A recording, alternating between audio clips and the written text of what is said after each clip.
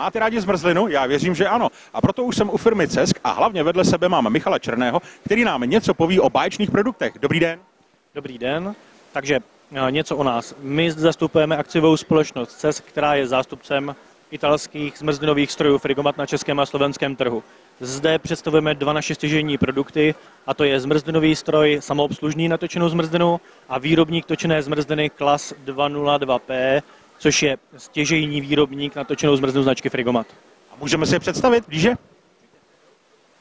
Já bych vám teď momentálně rád ukázal právě samoobslužný stroj na točenou zmrzlinu. To znamená, vhodím minci, výrobník mi podá kornoutek výjmeme a vložíme sem do tohoto držáku. Následně dojde k natočení zmrzliny.